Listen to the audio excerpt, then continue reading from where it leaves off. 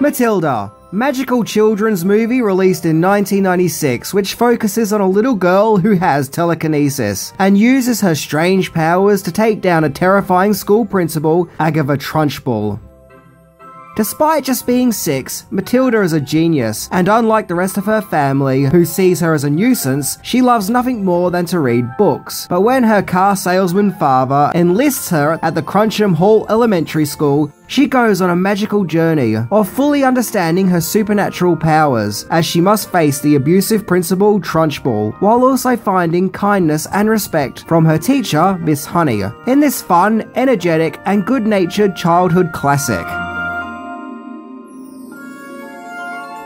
So today we are going to look into 10 things that you didn't know about Matilda. So get ready to laugh and cheer and be amazed as we check it out.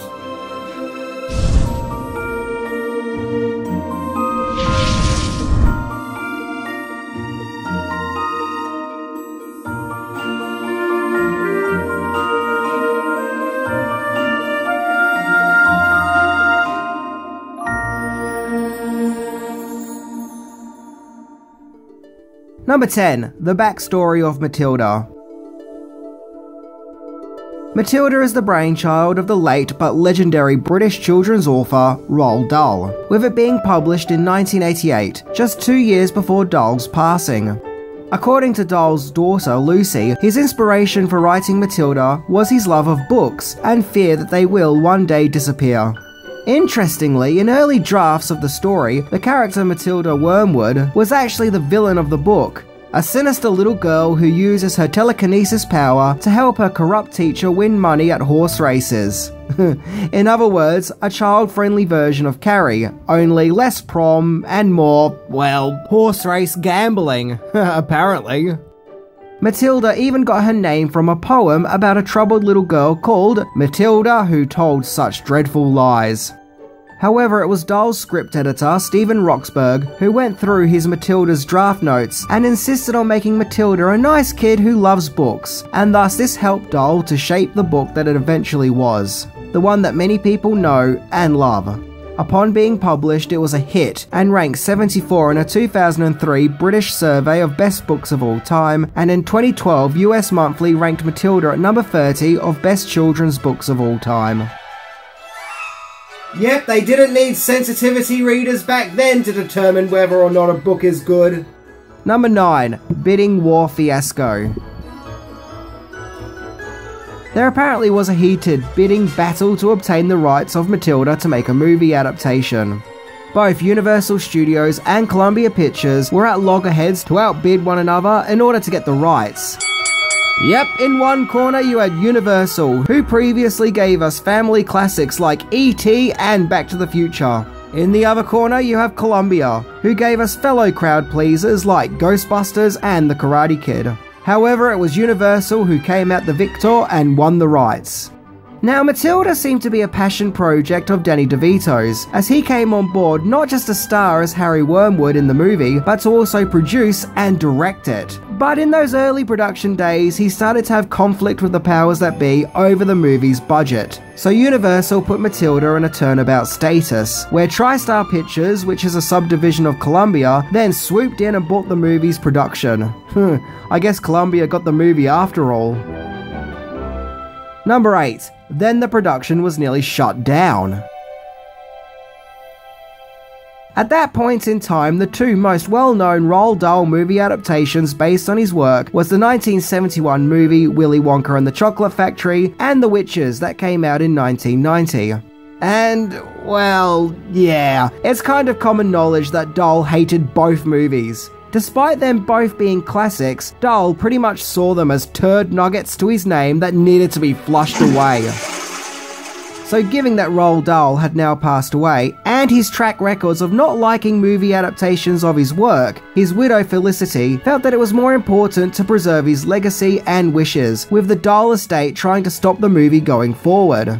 Luckily for fans of the Matilda movie, Felicity Dahl approved the movie when, after negotiations, scriptwriter Robin Swickard offered to write the script for free. Swickard had just previously written the screenplay for the 1994 movie adaptation of Little Women, and so the production was on track. Number 7. Casting possibilities. When it came to casting the role of Matilda, Danny DeVito's original choice for the part was to cast the Olsen twins as Matilda, as he was a fan of Full House, but they were too busy filming one of their movies, that being It Takes Two. Mara Wilson had previously starred in Mrs. Doubtfire, where she played the memorable role of Natty, and what helped is that she was also a fan of the book Matilda. Miriam Margolyes claimed that she auditioned to play the sinister and often frightening role of Miss Trunchbull, but the part went to British actress Pam Ferris, as in that woman that Harry Potter blew up. DeVito wanted his friend and sometimes co-star Arnold Schwarzenegger to star as one of the FBI agents, but he was too busy filming Eraser at the time. The parts of the agents would go to Paul Reubens and Tracy Walter, aka Bob from Batman. When it comes to Matilda's mother, Zinnia, Julie Kavner and Bette Midler were considered, but the part went to Cheers actress Rhea Perlman, who was actually married to Danny DeVito at the time. And finally, Winona Ryder was offered to play the role of the kind and caring Miss Honey, but she was unavailable as she was starring in The Crucible at that time. Helen Hunt and Rosie O'Donnell were supposedly also considered, but the part went to Embeth Davitz, whom has been in lots of things, but I'll always remember her as that lady who got crushed to death in 13 Ghosts. Number 6. Injuries. So it's here we look into the character of Miss Trunchbull. This is not a principal that you would have wanted to have had at your school, and no doubt she gave many kids nightmares back in the day. Man, she was so cruel. When I was a kid and saw this film, I always felt like she would have had no problems killing one of these poor kids.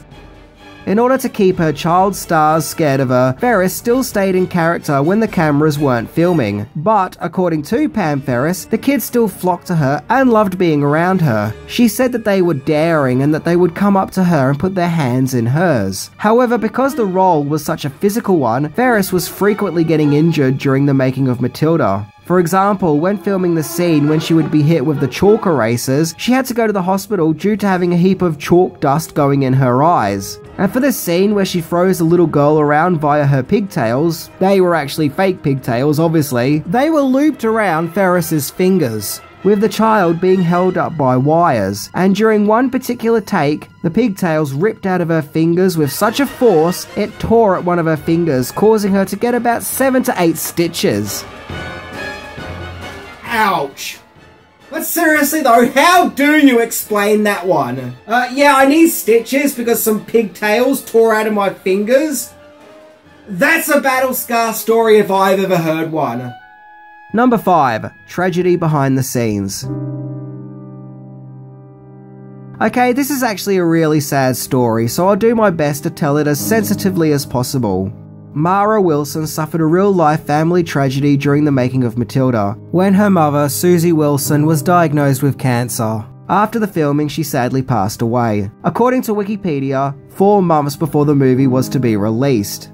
It was a credit to Wilson's acting that she was able to deliver such a wonderful and sincere performance at a time of such hardship, as she was going through something that you would never want to have happen to any child. According to IMDb, during this time, Danny DeVito and Rhea Perlman became a strong support for Wilson and would let her stay at their home while her father was working and her mother was in hospital. DeVito claimed that before her death, he showed Mara's mother the complete film, which is a nice gesture, and it would have given her the opportunity to see Mara truly shine and no doubt be proud of her thanks to her performance in Matilda. And I think it's comforting knowing that Susie Wilson would have no doubt known that her daughter was going to bring so much joy to so many people because of her performance in Matilda. This is, without a doubt, a really sad chapter in the history of this movie, but if there is any light to be found in this situation, that is that Mara Wilson's mum did at least get to see her daughter's wonderful legacy, and the movie is lovingly dedicated to her memory. Number 4. Cake, cake, and more cake.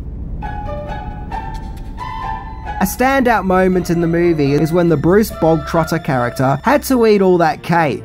Man, I found it painful to watch at the time, and just thinking about it now gives me acid reflux.